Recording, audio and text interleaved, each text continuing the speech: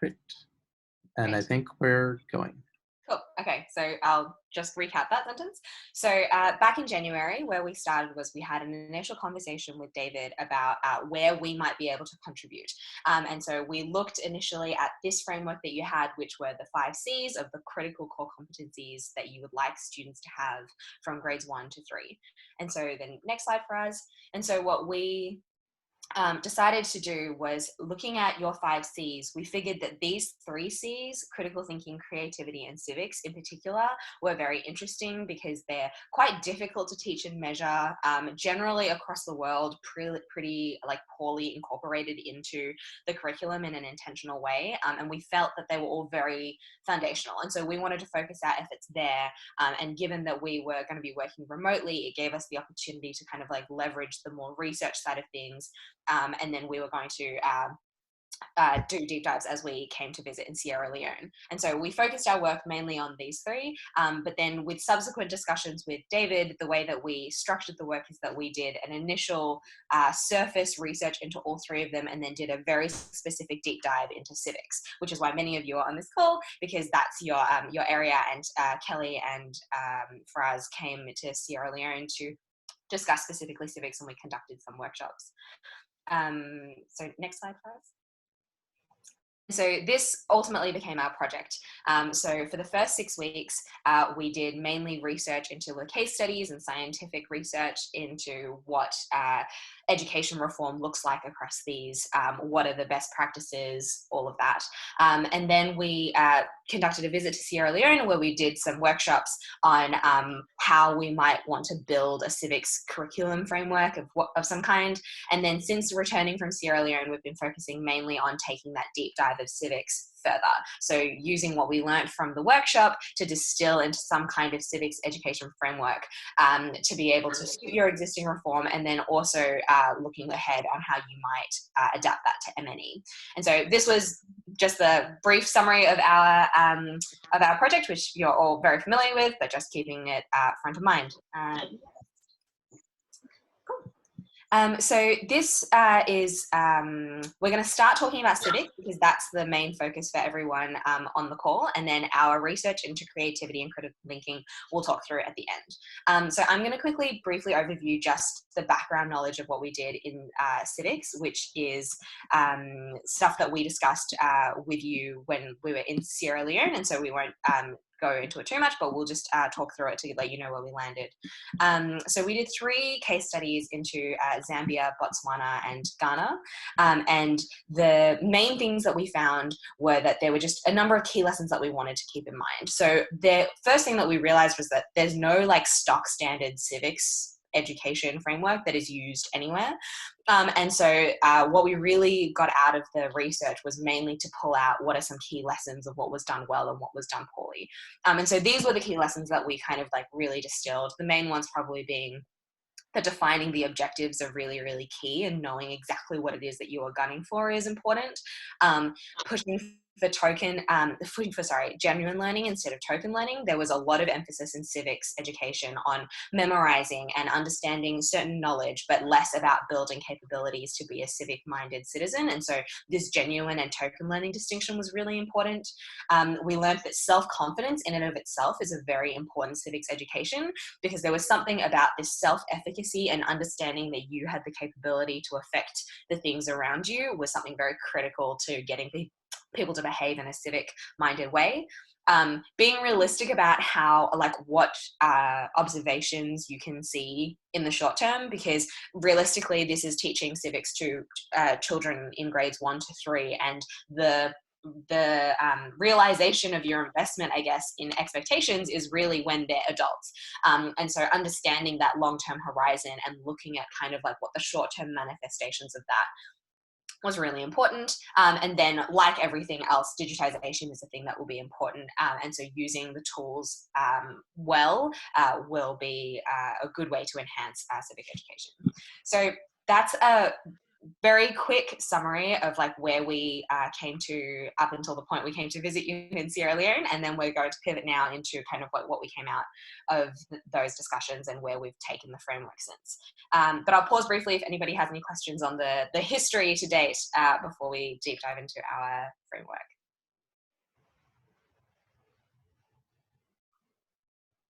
Cool. Okay. Well, feel free to chime in with questions if you have them. Otherwise, I'll hand over to Kelly now to talk through this framework. Sorry, Well, I'll, actually, for us, yeah. yeah, Oh, thank sorry, you. I meant Brad. I No looked at worries. the Yeah. So with our case studies, where we kind of ended up, and this will be the last of the recap slides of what most of you on the call will have seen before, we sort of landed on this three-dimension framework for understanding our objectives within the civics curriculum. And we sort of pivoted a little bit to the main message I think we were trying to get across then, or that we sort of learned ourselves, was that civics has to be broader than just the knowledge dimension. We have to be teaching more than how to memorize, or the memorization of national history, figures, facts. Those are all very important, but our focus, really the meat of where our attention should lie, is within these values and capabilities dimensions. And so this, I think, concludes where we had landed up pre-spring break, us coming to Sierra Leone. And so what we'll talk about next is what this what it means to build off of these three dimensions, and get from there to a monitoring and evaluation framework that was our sort of original or our ultimate intention. And so taking those three dimensions and fitting them into the civics curriculum, what we sort of realized is that to do M&E, we need to be aimed at something specific, and our aim here is at values. We think that you should flip the knowledge, values, capabilities framework to being one that is anchored on values, in particular the core civic-minded values that your curriculum is hoping to develop in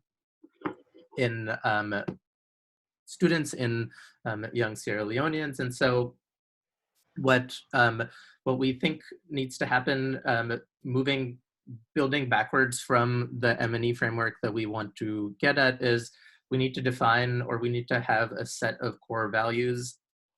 And then that's what we are going to test for at the downstream at the end. That's what we're going to try and assess and understand whether those values were adopted in our students or not, because that's ultimately what's going to get us to building, or that's having that be our target will mean that we will be focusing our attention in the right places. We'll be building the right kinds of capabilities and introducing the right kind of knowledge, all in service of building the correct values that we are after. And so that together should build the civics framework that will get to the kinds of citizens we are looking to build.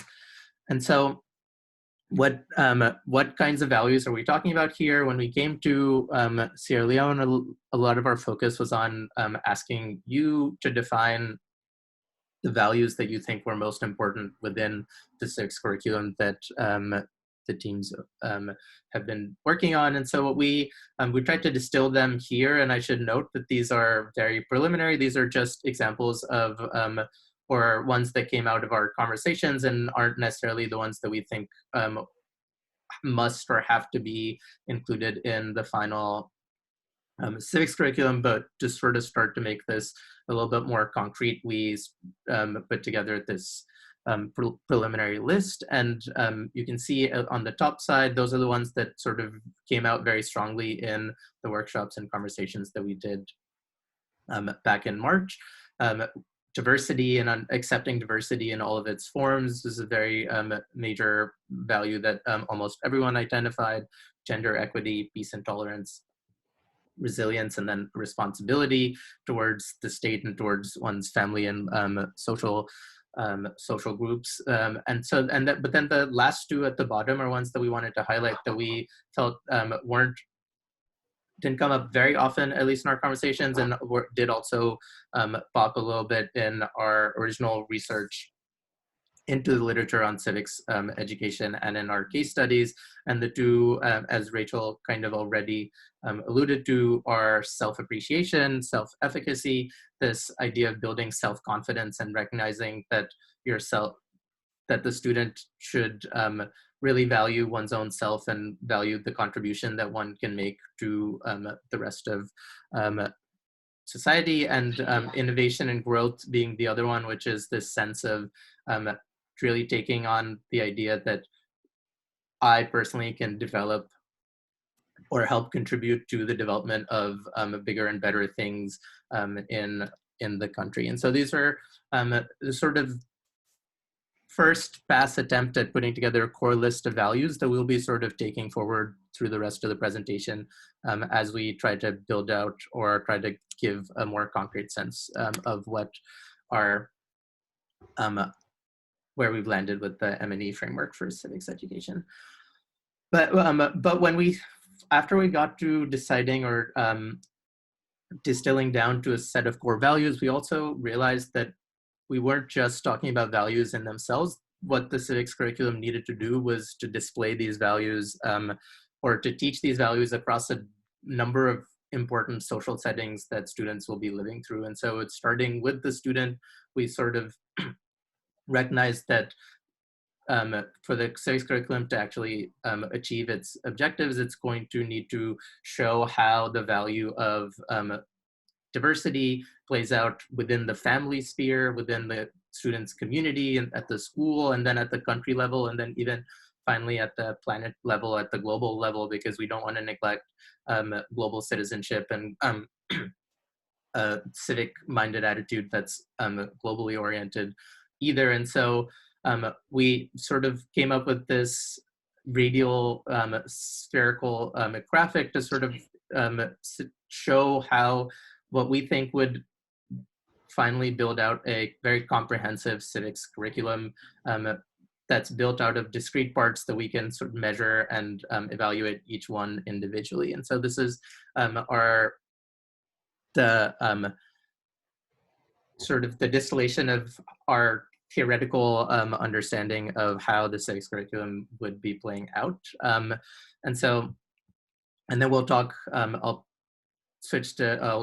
turn it over to Kelly to talk about how this framework would mesh with the curriculum that you all have already developed. But before we go ahead, I want to just give another space for any questions just yet on the values, either the core values that we sort of preliminarily identified, or thinking about the civics curriculum in these sort of two axes, in these sort of two axes, one being values and then the other the settings in which these values play out.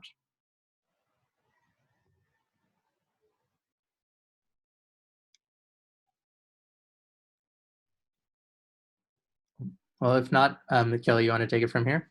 Yeah, thank you. So actually go back to the slide, just to quickly add that a lot of the inspiration for this slide came from our discussions at the council, and really reflects the thinking of how civics, it starts with the individual and then eventually like radiates out to the greater global community. So like we really thank actually the council for the inspiration for this, because prior to coming in to Sierra Leone, we hadn't really thought about civics and how it affects people in different settings. So this is where that really came from.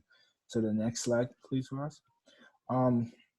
So based on this graphic, you should be able to identify the key capabilities and the key knowledge that the student should possess to be able to embody the values that you've already, that you predefined, that would show that they're civically minded and they're an engaged citizen. So this graphic really helps you to kind of map out the key capabilities that you want to build and where students can apply this in the different aspects of their lives, and then what knowledge can support the student understanding the value and being able to act out the capabilities. So for instance, in this example, we talk about like self-appreciation and efficacy in the community. So as the curriculum designer, you would think about like what specific capabilities of self-appreciation and efficacy the student has to be able to act on in this specific setting. So next slide.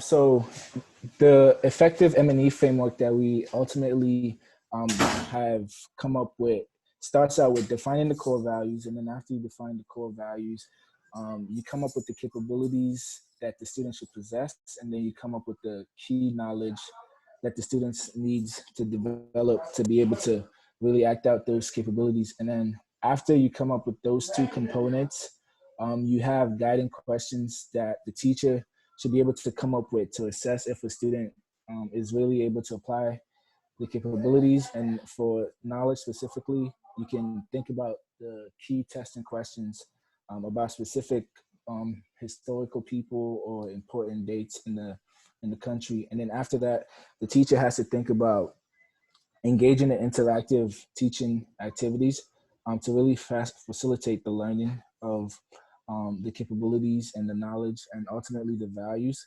And some of the examples that we have for engaging activities include debates, role plays, show and tell, field trips, artistic showcases. As long as the activity is engaging and kind of enables the students to really apply what they're learning and not just, like we mentioned earlier, memorize facts and details. And then lastly, the teacher has to come up with an assessment tool to really be able to determine if the student has really internalized the values and the capabilities and the knowledge that they've learned. So next slide. So this is just an example that we've come up with. So for the values such as a value such as radical acceptance of diversity, we've identified the key learning objective as developing cultural competence in all students. And the key capabilities that we identified are appreciation for one's own culture and that of others, empathetic and persuasive communication, respectful engagement with cultural difference, and some analytical skills. And then the key knowledge that these capabilities would support these capabilities are the customs and traditions of different groups within the country. And prior to the teacher designing an activity to teach this topic or teach these capabilities, they would have to ask if the student is able, through this activity, would the student be able to identify and articulate the value of a unique cultural artifact? Is the student able to actively listen as other students present? And then can the student identify similarities and differences between their culture and that of others? So the activity is a show and tell where the student is asked to bring in an item that speaks to their culture and present that to their classroom. Hello, welcome. So the teacher carries out this activities in class. They can do it orally or in written form. And then some of the questions that they can ask while after the activity and during the activity include: why is this cultural artifact important to the student? Why is another student's cultural artifact important to their culture? Like, what differences do they see between the features of this cultural artifact and that of others? And the teacher can, while eliciting those and answers for those questions, they can observe student behavior to see if they're internalizing the value. Next slide. So on this slide, we have the rubric. So the rubric shows how this value would affect the student personally and also affect others. And there are four categories of assessment. And there's a basic rubric that the teachers can follow to be able to assess the students. So a real big part of this framework is empowering teachers to be able to find creative outlet for students to be able to really internalize the values and to create the rubrics and the standards to evaluate if students are doing this. So we really want to place an emphasis on strong teacher training to be able to really facilitate the learning for students. Next slide. So based on the initial curriculum topics, we've mapped out some of the topics and how they would appear in this current framework. So a lot of the topics actually do map out pretty well.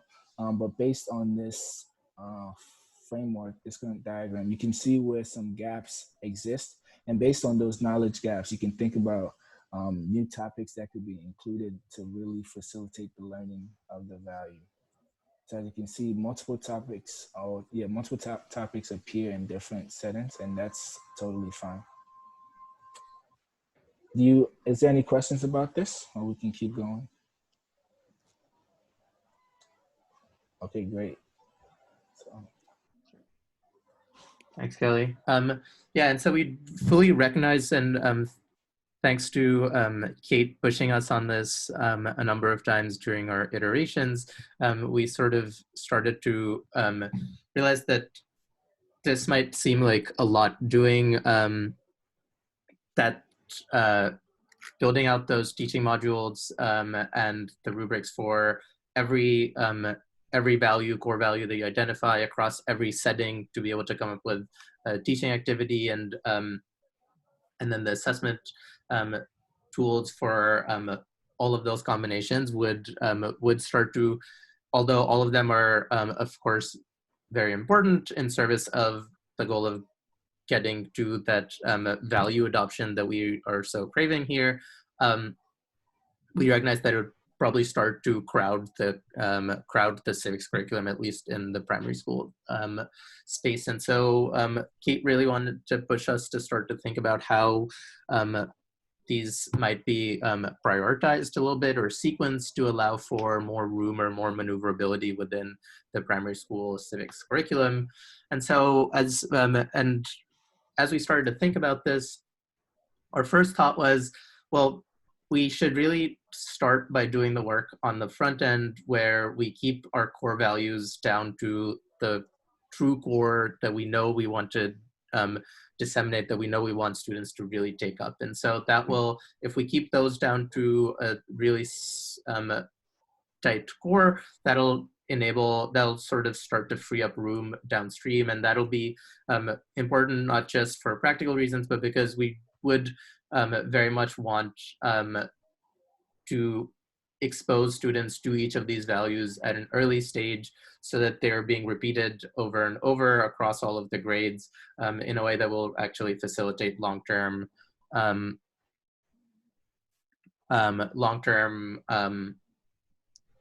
value adoption.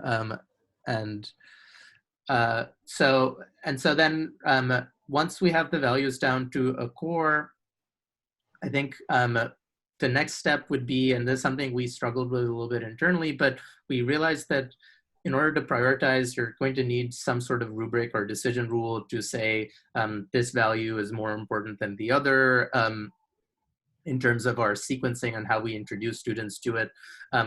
And that is going to be sort of a judgment call. That's going to be a little bit difficult to say. It's hard. How can one necessarily say that diversity is a more important value to keep at heart than either the idea of self-confidence or resilience or one of the others, but it's going to need to be done. And we're going to sort of try and talk through a couple examples of how we thought you might do it. But I think our main understanding in going through that process was that this is going to sort of be a judgment call that the key stakeholders are going to need to make. And so it'll be important to include a number of diverse and different voices in those conversations to be able to decide if we do come down to a set of core values and they still don't fit in the curriculum, which ones get left out and which ones get pushed to later in the curriculum. That's going to be an important decision.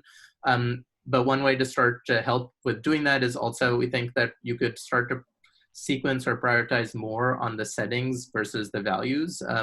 With the settings, our idea is that exposure to how diversity plays out in the family is going to be different from how diversity plays out in a community level and then at a national level, because in the family we're talking about differences between gender and differences between how people, behavioral diversity. That's an important value and competency that students would want to be taught on, but that diversity as a value would mean something different when we're talking about it in at the country level, when we're talking about ethnic and political diversity. And so exposing students to how the same value will play out differently across different settings is important. And so each one would need to be taught in at some point in the curriculum, but it perhaps isn't necessary to do it with every single value. Let's talk about what that means. So one potential example for how the sequencing across the value set that you will ultimately land up with, these are the ones that we are using as like our example, just to reiterate.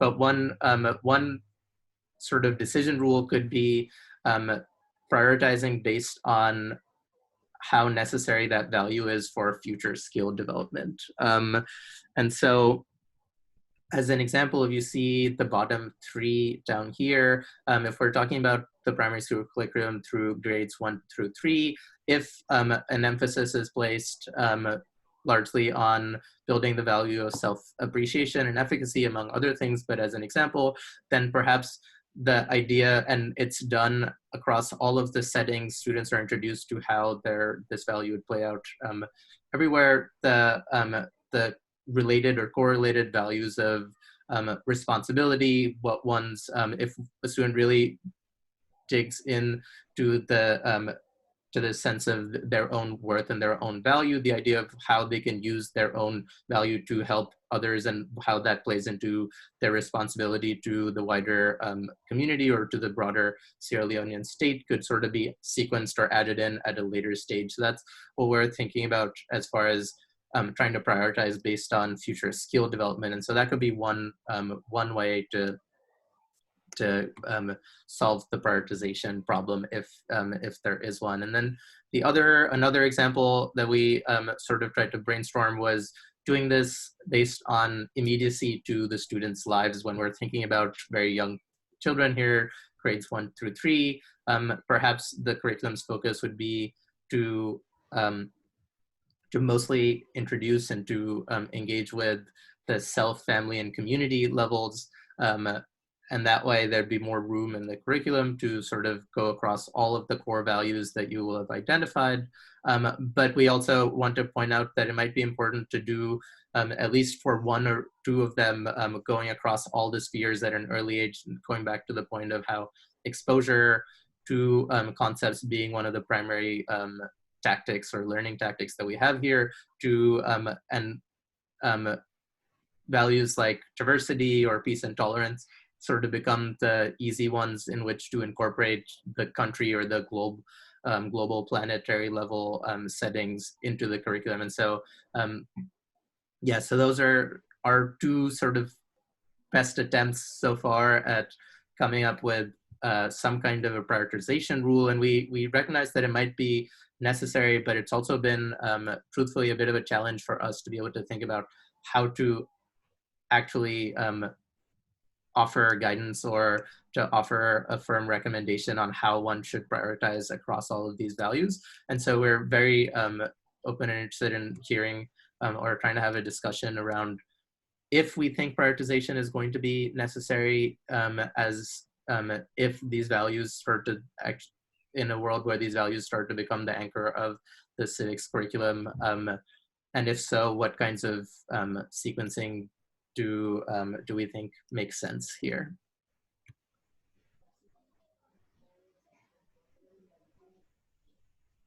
Was there a question before? I think I saw a hand briefly raised and then it disappeared.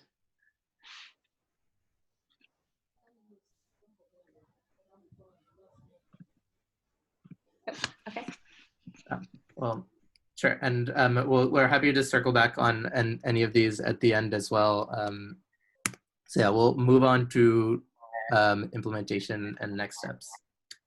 Okay, yeah, so talk about some considerations for implementation that we think are important. Next slide. So based on our studies so far, we think obviously, like we mentioned earlier, it's very important to anchor on values, because we think that this is what is really going to make sure that students really get the genuine learning of everything that you want to teach in civics, and to make them the informed and engaged citizens of Sierra Leone that we're trying to build up. And then secondly, I think it's really important to embed gender equity into the curriculum as much as possible, and we'll dive deeper into this in the following slide, because we think that if students are able to advocate for and promote the equality of boys and girls in school, and subsequently in society, that's going to have a great lasting effect on the democracy and the overall flourishing of Sierra Leone. And then we really think that it's important to facilitate genuine learning, as the goal of this whole framework and this whole reform is to really ensure that students fully internalize like the values and the importance of being an informed citizen. It's really important to make sure that they're learning in an engaging way that facilitates long-term learning. And then, as we mentioned, through the spherical framework, the importance of global citizenship. A good citizen of Sierra Leone doesn't just stop acting within the borders of the country. It's really important that they're able to recognize the role that they can play in changing the world and being global agents of change. And then lastly, really important to be more or be as inclusive as possible in this process, because the more voices, the more young voices that you can include, I think the better the framework and the better the overall project. Next slide. So in terms of why we think gender equity is so important, this quote from our discussion at the ministry we thought was very powerful. When one of the officials stated that she wanted every child to never be afraid to say that they're feminist. We thought that this was really powerful because it really expresses the idea of how important it is to fully integrate gender equity into the curriculum as a symbol of justice that will enable like all students, especially girls, to flourish in the academic setting. And it also will ensure the greater internalization of the value of gender equity to ensure that students are able to act on this value within the classroom and outside of the classroom, and across society in Sierra Leone. And then lastly, we think that it's going to improve, really integrating gender equity across the curriculum is going to improve the country's ability to identify and rectify injustices that are perpetrated against girls and other marginalized groups. And ultimately, we think that if this is done really well, it's going to lead to a more beautiful and prosperous Sierra Leone, where girls have the same opportunities as boys, and all children and all citizens can fulfill their potential. Next slide. And then the importance of really promoting genuine learning. We think that obviously through testing, just basic like written tests, students can memorize knowledge and they can regurgitate whatever they're taught. But this doesn't really tell if they're able to identify the impacts or the reason why they're learning, learning what they're learning. So this is the importance of really promoting genuine learning to make sure that students, if they're learning something like roads, signs, for instance, that's in the curriculum, they'll know what the rules are, and that's good. But we want them to know why these rules are in place and what impacts they have on themselves as well as other people in their community. So that's like on the second level, this point of genuine learning, emphasizing the why and also the impacts on others. Next slide. Okay, this is Rachel. Cool. Thanks, Kelly. So far we've talked about what civics looks like, how you break it out into its constituent parts to then assess it in the classroom. But one thing that we want to make sure that we keep in mind is that there are two levels of understanding what civics MNE might look like. There's understanding whether or not students are picking up civic behavior, which you need strong classroom MNE for, which is everything that we've spoken to up until now.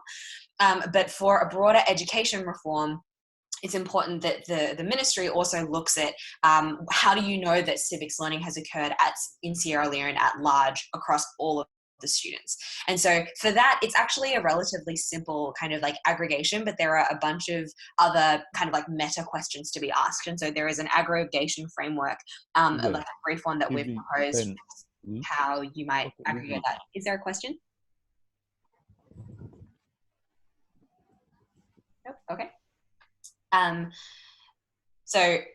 So there's classroom M&E, and then there is a way that you need to think about how to take everything that you've learned about what's being taught in the classroom and aggregating that at a country level to understand. So if you go to the next slide for us. So this is a potential aggregation framework that we came up with, which is how do you take everything that you've observed and evaluated in the classroom and elevate it to the country level. And so all of the things that we talked about in terms of assessing civics in the classroom is relevant at the country level, but there are just a couple of strategic decisions that you need to make when we elevate from the classroom to the country level. So first, there are operational questions, which is just very much like, logistical, how often does the data on civics get collected? Is it at the end of every term, end of every grade? At what point do we want like discrete pieces of data of this, the absolute civics education at one point in time? How often will students' civics assessments, how will student civics assessments be aggregated? So from our example above, there was one rubric for a teaching module. But there are going to be many of those across the different types of activities that are being run and different topics that are being taught.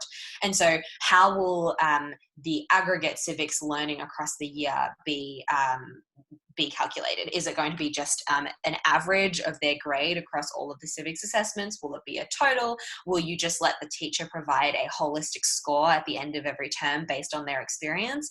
That is a question that needs to be decided, and it could be either or, depending on what's most effective. And then what metrics will the ministry use to evaluate success? At the country level. So we've provided kind of like at the classroom level, this is what civics learning actually looks like. But at the aggregate level, what are the standards for success? Is there like a minimum satisfactory score that students need to pass grade 3? Or should civics success be measured purely by participation because it's about active learning and values? That's another question there. There are a bunch of analytical questions, which are kind of like meta-analysis questions, which is once you have the data, what do you do with it? So if you have all of this data aggregated, first, how do you make sure that the data is collected in a consistent way so that you can conduct analysis with it?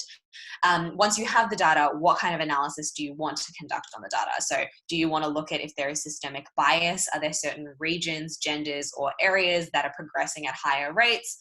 And then what kind of longitudinal studies will be done to understand how this civics education translates into civic-minded adults?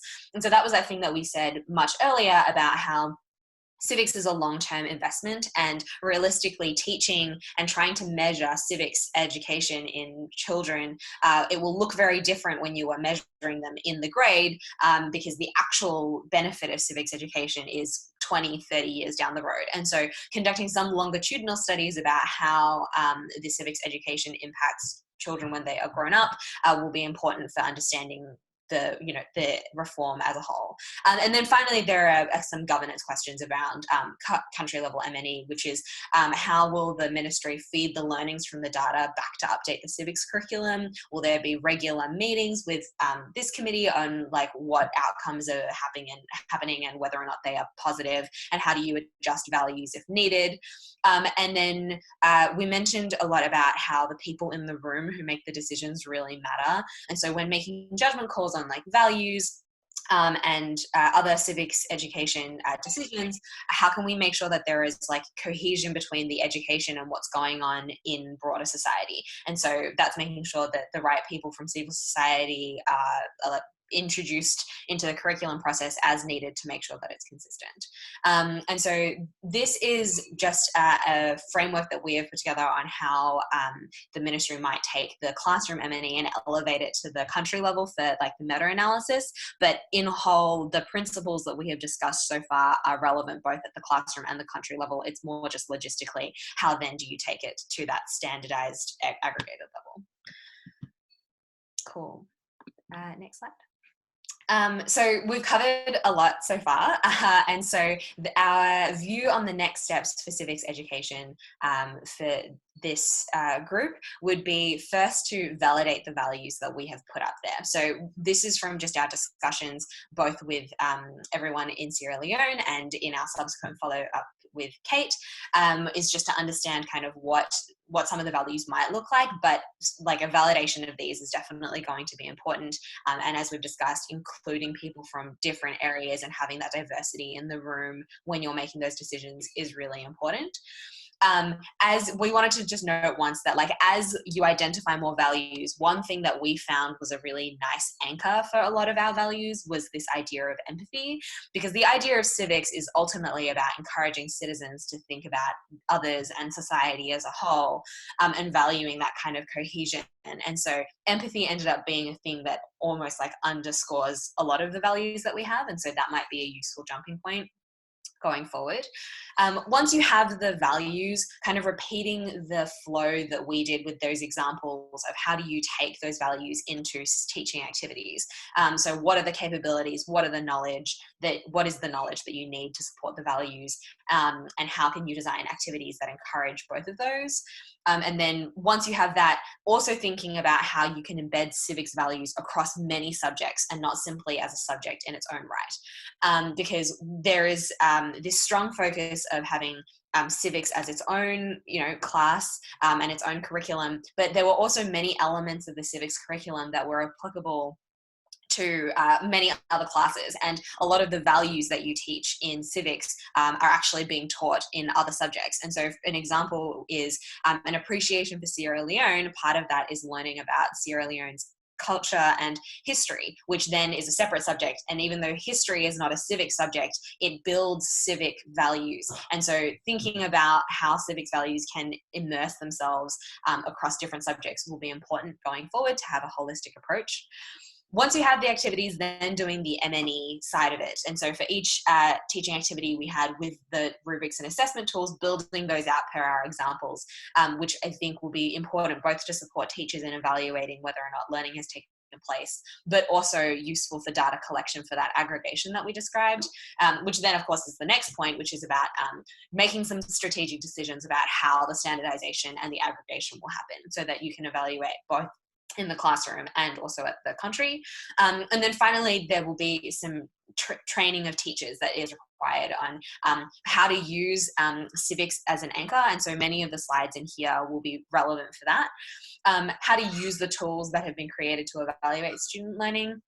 And so the rubrics and the kind of the preface that we've provided there is something that we think could be helpful as an example.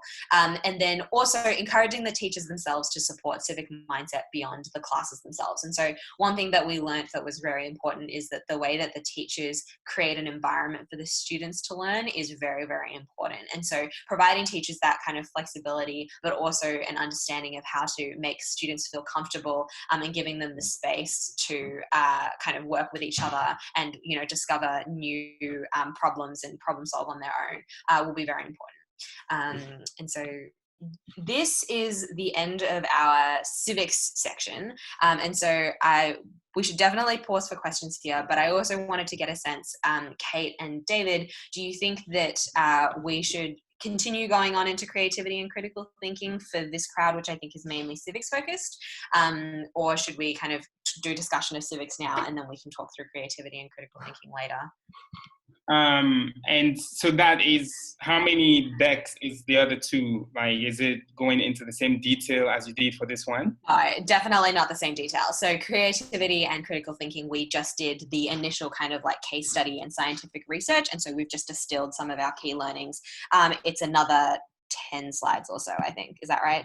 For us, it's just like a summary of what we learned, but it's nowhere near the same level of detail.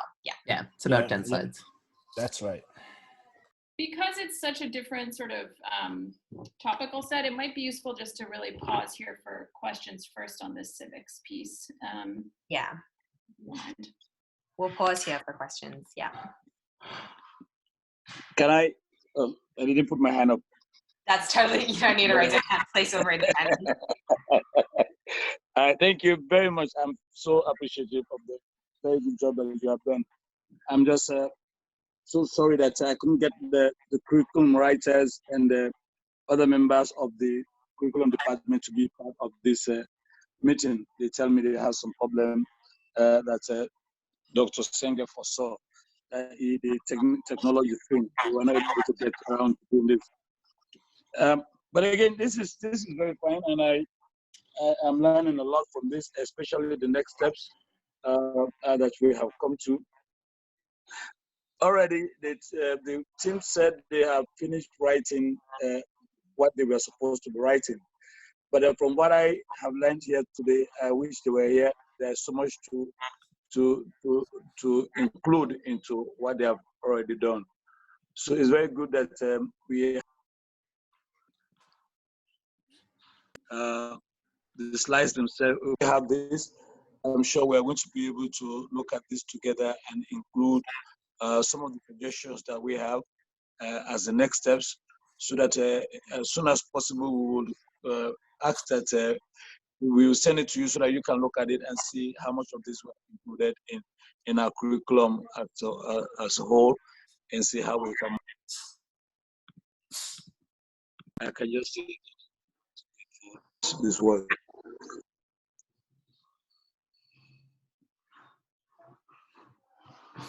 Thank you. Thank you for the feedback, Thank Mr. you. Chairman. David here. This is excellent. I mean, I think as the chair said just now, it forces me to think about a whole bunch of different things. We are actually in the middle of redefining our vision and policy as a ministry, our vision and mission. And I think it's very good, and there are many elements of it that fits within the empathy-based learning. But to think about empathy as a core for teaching and learning, even if certainly for civics, but for everything. If you're doing math in an empathetic way, what does that mean? If you're doing math to teach empathy, what does that mean? If you're using empathy to teach math, or civics, because actually our new vision for the ministry is that the output should be that learners are able to add, to be economically able to contribute to society, but also to fulfill their potential and to engage in civics. That is a targeted goal of our learning. I think this serves as a strong base to bring it back to our team at NACSID, but also to our curriculum team, definitely to go back to the drawing board. And I do think perhaps the next steps for this is to bring it to civil society and to citizens to see how citizens react to it. So for me, I would say I would like to, unless you want specific feedback, I'd like to see the rest of the presentation, and then we can talk about what the next steps are. Okay. Thank you very much for that Thank feedback. you. Yeah, let's finish the rest of the presentation and then we can do discussion on next steps. Raz, take it away. Yeah. So pivoting a little bit to the other two competencies of the 5 C's, we'll be touching on creativity and critical thinking, and I'll run through creativity and some of our thinking there, and then I'll leave it to Kelly to close us with critical thinking. So with creativity, as we sat down to think about how what we wanted to say about creativity, it started to become clear that our messaging was getting a little, or the right way to think about this was going to be a little similar to how we were approaching the problem of civics. But before we get there, we wanted to start with how should we think about or understand this competency of creativity itself. And our first answer is that we think that creativity isn't necessarily a subject to be taught, but rather it's a culture that we want to build, or a culture that enables creative thinking. That's sort of the where we're trying to go with this idea of creativity. And what we are talking about what we were talking about here is creativity is a concept where it's not something that's limited or taught by itself. Of course, it's something that's spread out across the entire primary school curriculum. It's not necessarily something that's very fixed or rigid. It comes out through the right sort of teaching and interactions that students have with each other and with their teachers. And that we should have kind of a broader understanding of creativity that is displayed in ways beyond just traditionally creative or artistic methods like music or art or something along those lines. And so that's just setting that, those are very nebulous or high level concepts, but that's sort of setting our base for what we're going to try and distill down to. And the second thing that we wanted to sort of include in our base understanding of creativity is that it's going to be an idea that's very closely linked to this sense of an environment rather than some sort of specific thinking process. And so it's our focus rather should be on building a creative environment and not specifically on building creative students, because we think that if we build the environment, then the student, that'll enable creative thinking within within the students that we're trying to go for. And so talking about taking a similar approach to civics, as we were looking through the literature, we arrived at, we came across this 5-dimensional model for creative thinking that looks, it might look very similar or familiar to the sort of spherical framework that we produced for civics. But when we came across this, we thought that this might really help center our thinking around the problem. And this is from Professor Bob Lucas, who is a professor of early childhood education at the University of Winchester in the UK.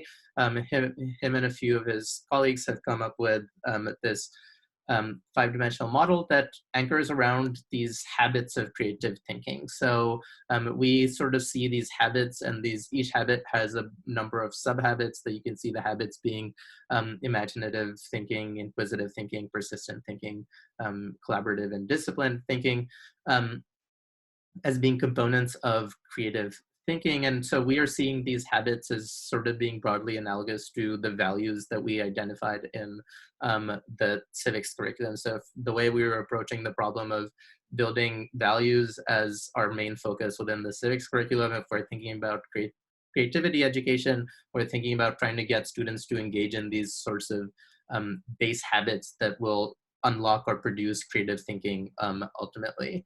And so with using this 5-dimensional model, where our thought is that it would mean that we would, again, identify a set of core habits, and we think this model is a good place to start, or kind of a model that could be adopted since it's based in a bunch of child psychology experimentation and some of the scientific literature, taking these core habits and then moving downstream from there to think about, just like we did with civics, what kinds of knowledge would be needed, what kinds of teaching activities we would be producing to ultimately get students to take on these habits, and then building our assessments, creativity assessments, to map onto the acquisition of these habits, rather than trying to get at something which helps us get to something a little bit more concrete and material that we can grab onto, rather than a more nebulous idea of creative thinking that would be a little bit harder to sort of measure.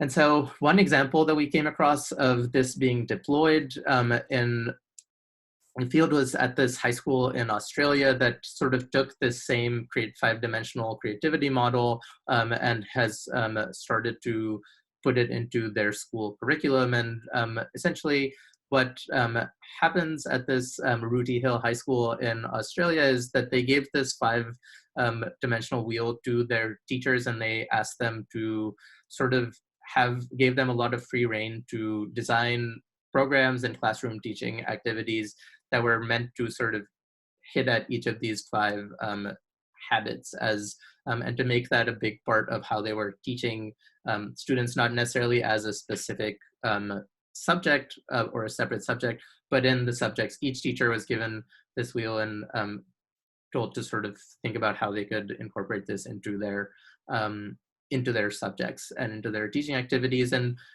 ultimately for them, they started to see wider benefits across their M&E, across their testing. They weren't testing for creative thinking alone. The students started to do better on a bunch of other grades. Overall science grades, as you can see, start to improve, and and this is how they sort of got to building that culture of or that environment of creative thinking, was by disseminating it through their teachers. And so that was one example of in the field, but but that was of course just one high school, and is not a comprehensive example for how creative thinking or creativity would be spread across an entire country's curriculum. And so what we tried to do again is pull out well, what is important here? What do we need to think about if we want to sort of take out the important bits and internalize them and start to put them into what we are going to do? It's not going to look pretty much, it's not going to look very much like what happened in Australia, for instance. And so we have a bunch of key strategies that we've identified here, teaching strategies to help in the aid of incorporating creative thinking into teaching. But the ones I want to emphasize, I'll just emphasize a couple. Starting with, again, I think it'd be very helpful and important to anchor around habits in the same way that we anchored around values. So that's some symmetry that we can bake into how creativity is deployed into the curriculum as how civics is deployed. And then I want to highlight this third one, define creative objectives and ensure teachers know them. And I think what we are talking about here is, since creativity is, as we mentioned right at the beginning, one of the non-traditional competencies, something that is not very easily understood for all of us, it would be important to sort of define a specific objective around creativity. And I think some of our, what we talked about before about what our objective here is to sort of start to build an enabling and creative and supportive environment where students are allowed to think in creative ways is sort of our goal, but then making sure that teachers at the level inside the classroom know that very clearly and know all of the, if you do end up using the 5-dimensional, the habit-based model, know each of the habits, know what they're looking for, so that when it's manifested in front of them in class, they can sort of encourage it. And then the last thing I'll highlight before moving on is this crucial to this idea of building a creative environment is being allowed to sort of make mistakes and to be given time to do certain tasks. So making sure that the students aren't rebuked often for making a mistake in terms of their thinking and in terms of thinking about a problem in a sort of new or different way than maybe the one that was taught, especially in this primary school setting that we're focusing on, seems crucial or seems key to us as far as incorporating creativity into the curriculum. And so if that was about how we teach, how do we assess, and we didn't have time to dive into this in the same depth or detail as we did civics, but to Mr. Senge's point, we sort of went looking for global international standards that would help with assessment for creative thinking. And the PISA framework is a very popular one that the OECD has been developing for a number of years, and we tried to sort of distill out some of the key learnings from, that's one that we've linked down here, that they're building a very comprehensive framework, testing framework for creative thinking in particular, that could sort of be adopted pretty quickly if we wanted to. But the main lessons that we sort of wanted to highlight here, are, at least within the primary school setting, our analysis is that creativity could be tested across 3 important dimensions. One would be written expression, visual expression, and then social problem solving, because that's also where a lot of creative thinking will happen as students are playing in groups or having to encounter challenges between in their games in groups. And they have, this table on the right shows the sort of how the PISA framework starts to weight different kinds of categories of creative thinking, and you can find a much more detailed version of their weight and domain share in this PISA document that they've that the OECD has prepared. But for us, the general lessons would be that as far as M&E goes, that we think it's not that we're not really trying to rank or grade students on creative thinking. We're not trying to say that one student is more creative than the other necessarily. That our goal is more generally to understand with our M&E whether creative habits are being adopted and whether creative thinking is being encouraged in students, because we know that it's kind of creativity will happen and be displayed in sort of different ways for different students, and especially at this early stage, we're not really concerned with how creative someone is being, but rather are we equipping them with the right kinds of habits to display creative behavior and creative thinking later on. And so following from that, what is really important is that when we do assessments, that these assessments aren't just tests, they're sort of assessments that are designed to be teaching aids themselves. Especially with the two competencies that we're talking about, creativity and critical thinking, because they're sort of thinking processes, reflecting on how the student thought about the task and how the student went through their decision-making process is really instructive, and the assessments that we build should sort of aim to do that themselves. The questions that we ask should be not just what did you do or what was the final product, but what was the first step that you started to take in your mind, and the questions themselves should aim to make this thing that we've highlighted at the bottom, thinking visible. So that's kind of our ultimate lesson with creativity. And Kelly, you want to do critical thinking? Yeah, thank you, Faraz. So closely related to creative thinking is critical thinking, although there's a slight difference between the two. So with critical thinking, there are a few definitions that are out there, but those mainly kind of focus on these ideas of being able to apply higher order thinking skills such as analysis, synthesis, and evaluation. And there are also different definitions that incorporate problem solving, inference, predicting, and others that incorporate like being able to kind of identify weaknesses in your way of thinking. But this is all to say that there are many definitions. So the really important starting point as you go about this journey of developing a framework to assess and teach critical thinking is really defining the competency clearly with the specific thinking skills that you want students to be able to exercise within the classroom and outside the classroom. Next slide. So based on our research, we came up with a framework that incorporates the different skills that you want students who are critical thinkers to possess. Like I said earlier, such as being able to analyze, synthesize, and evaluate at a basic level, and then being able to make decisions effectively, problem solve, sequence, compare, and contrast, and other specific skills. And then once they have these skills, you want them to actually feel empowered and feel motivated to use them. So to be able to enable that to happen, they have to have specific dispositions and values. And these values include having a desire for clarity, wanting to be understood, being able to tolerate ambiguity, being able to assess your own biases, and wanting to strive for accuracy, and being able to think with others and listen with empathy, like we mentioned and focused on earlier. And then lastly, as you go through this process, it's really important to give students the opportunity to reflect and think about how they're thinking so that they can recognize moments where they had lapses in their thinking, and they also can recognize when they can apply the different skills that they've learned in the classroom in different contexts. Next slide. So like based on what we've found so far in our research, we found out that teaching critical thinking happens in 3 different phases.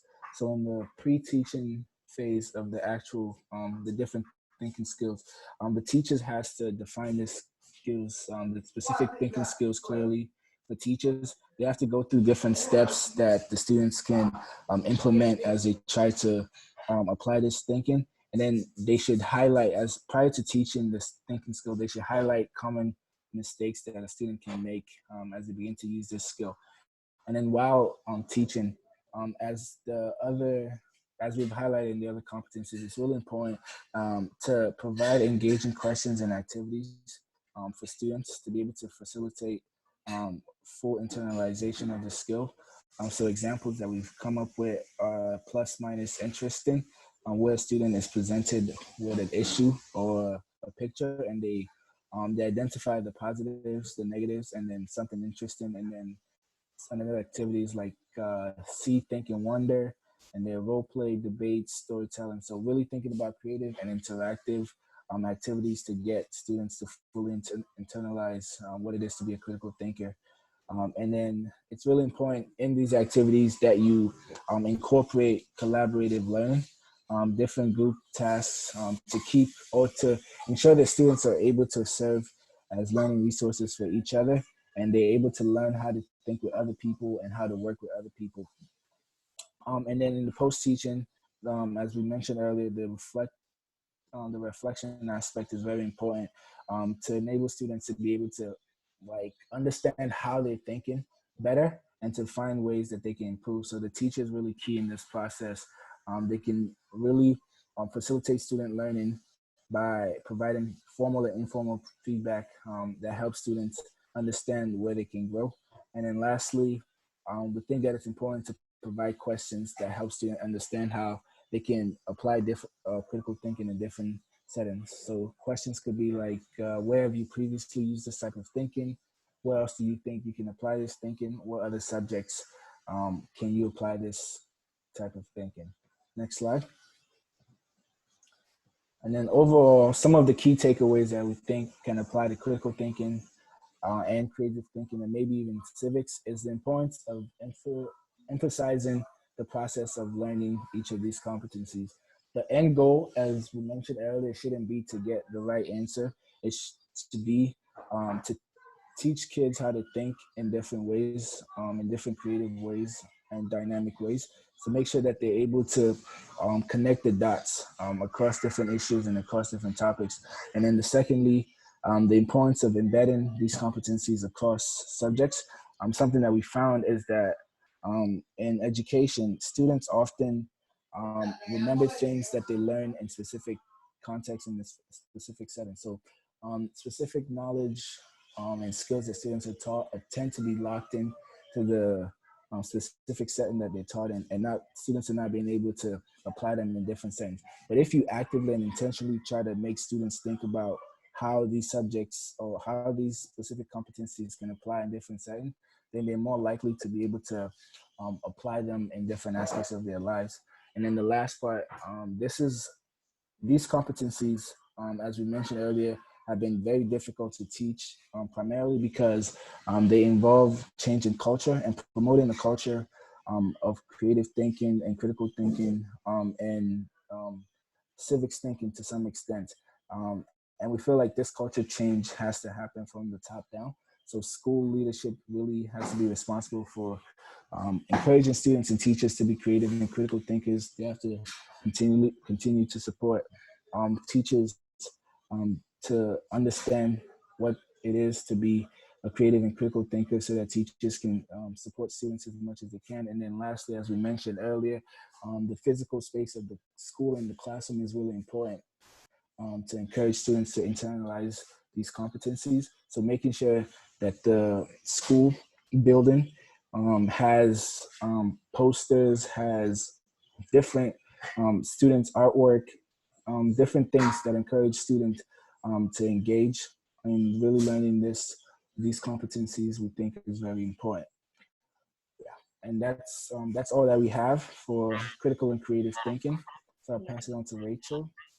Oh yeah, no, that was the end of our presentation. We just wanted to say thank you very much for listening to this incredibly long presentation today, but also for all of your support throughout this entire project, making Kelly and Faraz feel so welcome in Sierra Leone, but also especially Kate, thank you so much for your ongoing time over the last couple of weeks where you really helped us iterate and shape this thinking. So we really appreciate all of you for giving us the opportunity to learn on this topic and work with you. So thank you very much. That is the end of our presentation. Yes, we can discuss or have questions now. I think you can stop recording and then you can send us the presentation afterwards.